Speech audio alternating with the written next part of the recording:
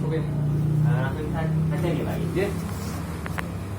Sebelumnya selamat siang Pak. Ini kami dari mahasiswa pertanian di sini ada tugas wawancara terkait bioetanol untuk melengkapi tugas tanaman industri Pak. Jadi sebelumnya ini dengan Bapak Sinten Iqbal. Pak Iqbal di desa Bekonang ya. Bapak ini tahu nggak terkait bioetanol itu Pak? Mungkin bisa dijelaskan buat teman-teman mahasiswa. Mungkin terkait bioetanol itu Pak. Bioetanol. Atau alkohol ini nih Pak. Oh, alkohol langsung Iya. berarti. Alkohol dari desa dari pengrajin di desa kami ini Mas. Iya. Ini secara itu kan dari proses fermentasi tebu. Curah tebu. Iya. Oh, curah tebu. Tetes tebu. Ya itu kan dikelola terus difermentasi dijadikan alkohol medis. Tapi kan ya kita tutup mata untuk masalah sebelum disuling jadi alkohol itu kan jadi siu. Ya itu kan masih kandungannya 40%. Kalau disuling lagi kan jadi 90%. Nah, untuk masalah bioetanol itu di desa kami itu banyak pengrajin. Nah ini yang ingin ditanyakan Mas ya apa? Nah masalah prosesnya dan sebagainya kan seharusnya ya terlepas lah. Sampun Pak. Jadi udah dari pabriknya juga. Iya. Terus yang ini ditanyakan? Nah untuk di daerah sini itu banyak nggak Pak? Berarti banyak pengrajin buat pembuatan alkohol atau bioetanol ini. Kemudian kalau untuk bahan baku kan dari tebu nih Pak. Nah di sini tuh banyak kebun-kebun tebu itu apa bukan? Tidak ada Mas. Tidak ada ya? Tidak ada. Sekarang sudah tidak ada. Kita ada kebun tebu itu sekitar tahun 80-an. Lama banget sih Pak. 80 sampai 90-an karena itu impres dari presiden untuk penanaman tebu. Tapi sekarang sudah tidak ada, semua padi. Dan ini dari teman-teman pengrajin loh, yeah. Itu kalau mengambil bahan baku tetes tebu itu dari Jawa Timur. Jawa Timur. Ya, itu banyak perkebunan tebu yang masih aktif. Dan juga yang didatangkan dari Kalimantan, Sumatera. Karena kan apa? Kalau sini kan semua sekarang kan padi.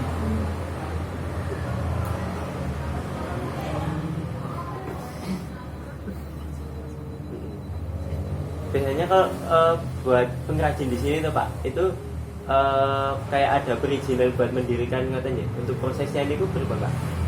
Kayak untuk perizinan pengrajin alkohol itu memang ada izinnya. Iya, berarti ada izin ke sini gitu Pak. Nah izin di sini tidak ada Mas, karena ya mungkin mereka pengusaha lah. Iya. Mereka langsung ke kabupaten. Iya, izinnya di industri, bukan di desa. Ya kita kan mengetahui saja. Itu kan skalanya juga boom. Iya. Bukan PT, bukan pabrik besar lah. Skalanya di industri.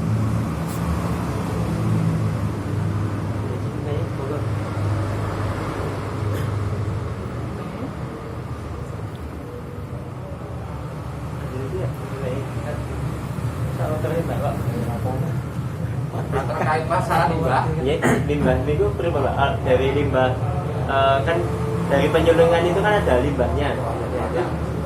Kalau dari sini tuh bagaimana untuk pengolahannya?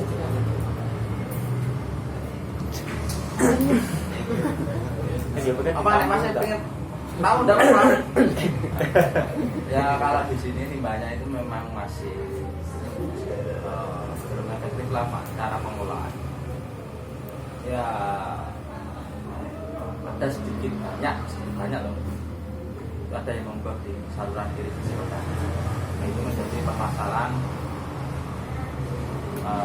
setiap tahun yang ada di desa ini.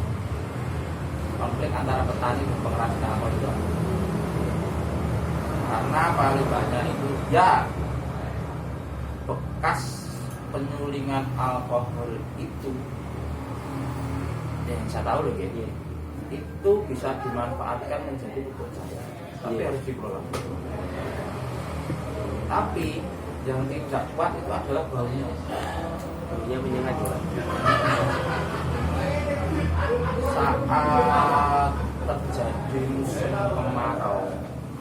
3 kali Bengawan Solo itu pasti para petani protes ke desa. Ini ada konflik lah. Ya, saya juga bilang, saya juga nemui ketua pengrajin dan juga seluruh pengrajinnya. Ya intinya saya mohon lah untuk masalah limbah ya taati betul peraturannya, karena kan peraturannya sebenarnya dibuang ke IPAL tempat pembuangan akhirnya dan mungkin dibuang kemana saya tidak mau tahu, ya mungkin dibuang kan, tapi kan juga ada masih yang pengrajin nakal.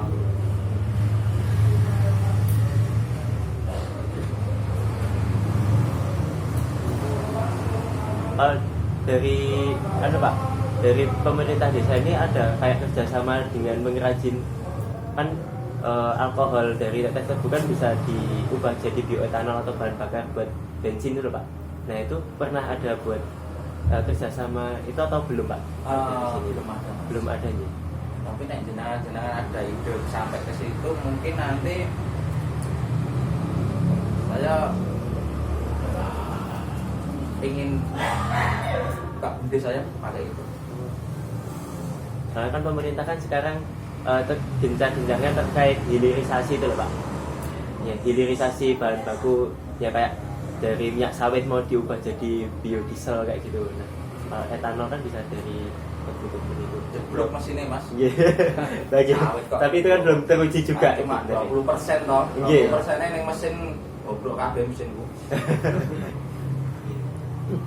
Itu kan busuk dewi saya ini Indonesia gitu. Ya untuk pemanfaatan itu belum ada, tapi dulu ada pemanfaatan masalah limbah itu di Kubotan. Sebenarnya sudah ada, itu malah dari pemerintah kabupaten. Sudah ada kebijakan buat pengolahan itu juga. Habis itu ya dimodal itu baliknya silang.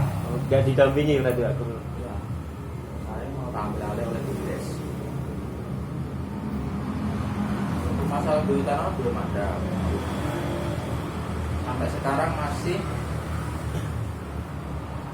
alkohol karena kan apa, mohon maaf, alat-alat untuk penyuntingan dan sebagainya itu masih sangat-sangat ragu, masih minim ya Pak.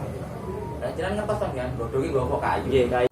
Mahasiswa Udisri dan mahasiswi Udisri, perkenalkan nama saya Haryono. Saya sebagai petani tebu di daerah Cangkol, Mojolakan. Nah, monggo adik-adik yang mau ditanyakan apa? Yang pertama, Mohon izin Bapak, Bapak ini sebagai petani tebu, kira-kira berapa luas sih lahan tebu yang dimiliki Pak? lahan yang saya miliki itu cuma 1 hektar, tetapi kerjasama dengan teman-teman menjadi beberapa puluh hektar yang kerjasama dengan pabrik gula Tasik Madu Karanganyar. Jadi pengelolanya kerjasama sama pabrik gula Tasik Madu ya Pak? Ya, berarti termasuk bibitnya saya tidak harus mencari sendiri, tetapi bibitnya disuplai oleh pabrik gula Tasik Madu. Karena apa? Karena kita sistemnya kerjasama, mulai dari pembibitan sampai nanti kita panen. Baik, lalu untuk cara budidaya tebu sendiri itu gimana? Cara budidaya tebu yang saya ketahui itu cuma sederhana. Yang pertama kita siapkan got dulu. Kita buat got, kira-kira lebar gotnya itu sekitar 60 sampai 80 cm. Setelah itu tebu kita yang sudah kerjasama kita antar, kita potong-potong penanamannya secara setek. Setelah kita potong, kita ambil kira-kira 2 sampai 3 ruas. Ada ruasnya di situ dan ada calon bibit untuk nanti tumbuh daunnya. Nah, itu kita seleksi yang limbah ini ya, limbah penyulingan. Nah, limbah ini sekitar 5 ampere. Yang sekitar ini 5 ampere itu nanti tetepnya juga 4 ampere. Nanti kasih air, diaduk, rata, nanti kasih ini busa, laru namanya, ini busa ya. Ini yang bikin masak larunya, busanya itu. Ini kan namanya laru. Ini nasi merah ini nasi hijau. Kalau hitam udah mati nggak bisa. Itu kayak ragine ini kok Pak, ya ragine buat fermentasinya gitu. Ini cuma ini sambung nyambung terus, enggak kalau mati ya kita minta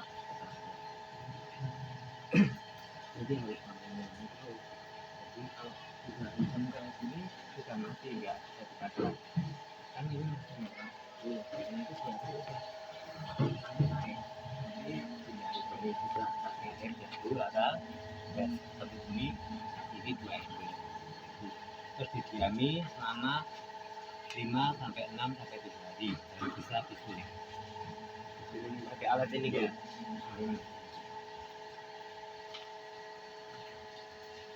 Terus kalau nanti itu sulingan pertama ya, sulingan pertama namanya masih kadar rendah nanti namanya diu ya. Iya. Jadi terus suling kedua yang nggak bagi nah itu namanya kalau ini nggak bagi.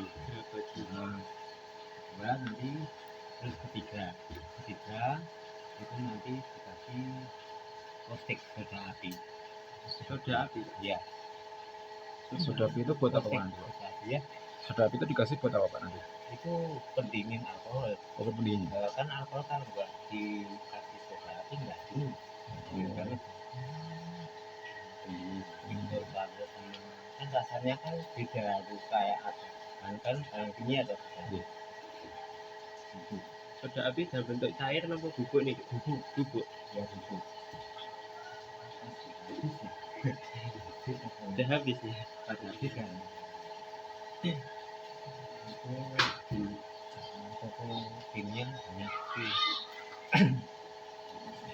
Jadi setelah ini 1 minggu saya itu disuling 3 kali. Iya, yang penting bisa nggak kayak gini tuh, ini kayak gini Sudah mulai aktif ya Pak ya? itu masih orang.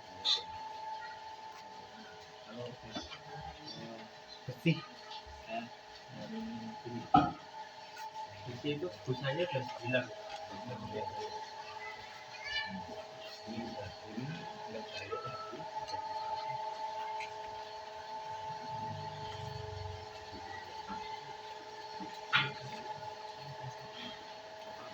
Ini belum